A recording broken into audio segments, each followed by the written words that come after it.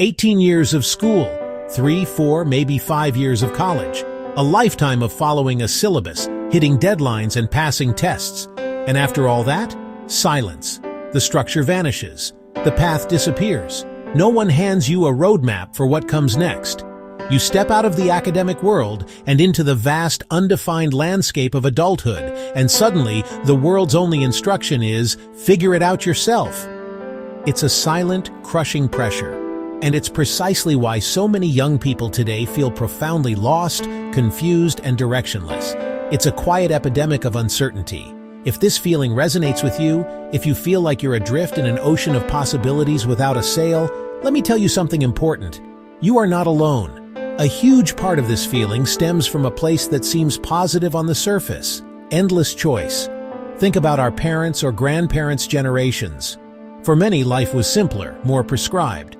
The career options were often limited to a handful of stable professions: doctor, engineer, teacher, a government job. The path was narrower, but it was clearer. Today, we live in an age of infinite options. The internet has blown the doors off traditional career paths. You can be a software developer, a digital nomad, a freelance graphic designer, a startup founder, a content creator, a sustainability consultant, a data scientist. There are side hustles, passion projects, gig economy roles, and careers that didn't even exist a decade ago. At first, this feels exhilarating. It's the ultimate freedom. The world is your oyster. But that excitement can quickly curdle into a specific kind of anxiety known as the paradox of choice. When you can be anything, the pressure to choose the thing becomes immense and paralyzing. It's like standing in a hallway with 1,000 doors. Behind each one could be a different life. One might lead to financial security, another to creative fulfillment, another to adventure. But you have no idea which is which. The fear isn't just about making a choice. It's about the haunting possibility of making the one. What if you pick a door, walk through it for 5 years, and realize you should have picked the one next to it? This fear of regret can be so powerful that it leads to analysis paralysis, where you're so scared of making the wrong move that you end up making no move at all, staying frozen in the hallway. Then, layered on top of this personal paralysis, comes the external pressure. Society still operates on a very old, very persistent script. You know the one. Graduate, get a good stable job, get married by 30, buy a house with a white picket fence, have kids, settle down. It's presented as the universal template for a successful, happy life. And when you deviate from it, the questions start. They come from well-meaning relatives at family dinners, from old family friends, even from the subtle messaging in movies and media. When are you going to get a real job? Are you seeing anyone special? When are you going to settle down and get serious about your future? But here is the fundamental, frustrating truth. The world that script was written for no longer exists. What worked for a previous generation is often economically unfeasible or personally undesirable today. The promise of a single lifelong career has been replaced by the reality of the gig economy and constant professional reinvention. The dream of homeownership is buried under a mountain of student debt and skyrocketing property prices. The very definition of a good life has become more diverse and individualized, so you're caught in a painful tug-of-war. Your internal compass might be pointing towards a life of travel, creative work, or building a community instead of a nuclear family. But society's scoreboard is still measuring success by a completely different set of rules. This creates a deep sense of dissonance, making you feel like you're failing, even when you're simply trying to build a life that is authentic and sustainable for in the world of. And of course, there is the ever-present, relentless engine of modern anxiety: comparison. You have a quiet moment. Maybe you're feeling a little unsure about your day, and you open your phone. You open Instagram or TikTok or LinkedIn, and the assault begins.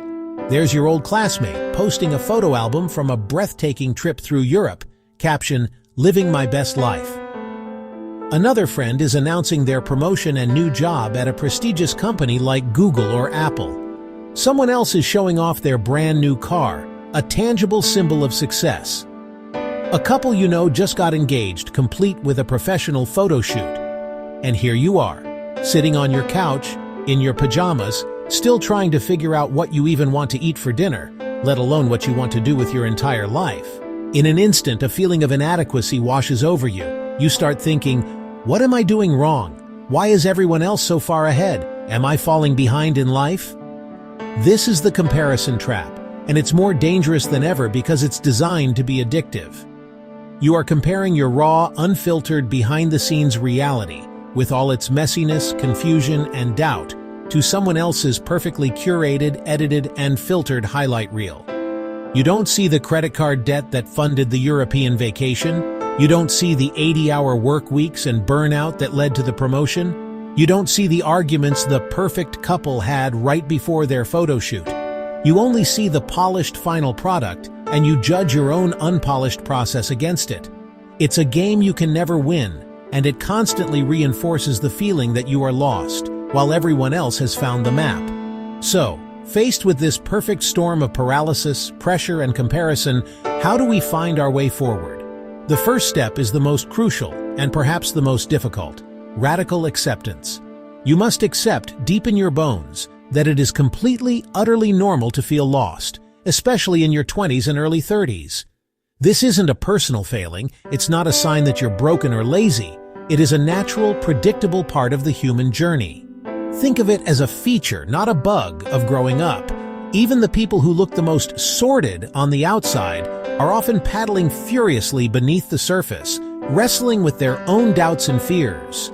Being lost doesn't mean you've failed. It means you're in the process of shedding an old identity and searching for a new one. It's a sign that you're awake and you're asking the important questions.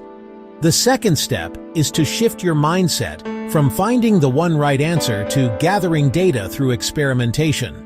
Stop trying to think your way to a passion. Clarity doesn't come from sitting in a room and pondering the meaning of life. Clarity comes from action, but not massive, life-altering action. Start with small, low-stakes experiments. Treat your life like a laboratory. Your mission is to form hypotheses about what you might enjoy and then run tests. Try a weekend online course in coding, volunteer at an animal shelter, offer to help a friend with their small business social media, start a blog about a niche interest, take an internship in a field you're curious about, even if it's unpaid for a short time. The goal isn't to commit to a new life path. The goal is to collect information. Did you enjoy it? What parts did you like? What did you hate? Every experiment, even a failed one, gives you an invaluable piece of data about yourself. Third, let go of the 10-year plan. In a world that changes so quickly, long-term plans are often just a fantasy that creates anxiety. Instead, shrink your timeline. Focus on small, tangible goals for the next 3 months, or even just the next week. The question isn't, where do I want to be in a decade? It's, what is one small thing I can learn or achieve by the end of this month? Maybe your goal is to finish one online course, or to have coffee with one person working in an industry that interests you, or to simply go to the gym twice a week to build a routine. These small wins are incredibly powerful. They break the cycle of paralysis, they build momentum, and they rebuild the confidence that has been eroded by comparison and self-doubt. You don't climb a mountain by staring at the summit. You climb it by focusing on taking the next safe, solid step. Step by step, conversation by conversation, experiment by experiment, clarity will emerge. Not in a sudden flash of lightning, but slowly, like a sunrise. Feeling lost is not a destination, it is a journey. It is not a sign of failure, it is the very beginning of authentic self-discovery. Every single successful, fulfilled, and inspiring person you admire once stood exactly where you are now, steeped in uncertainty. They didn't have a magic map, they just kept moving, they experimented, they learned, they failed, they adjusted their course, and they kept taking the next step, however small. So if you feel lost right now, take a breath, don't panic. It simply means you are on the sacred and challenging journey of finding yourself. This period of wandering is not a waste of time. It is the fertile ground where your resilience, your character, and your true purpose will grow. This journey is what will shape you into the unique, capable, and interesting person you are truly meant to be.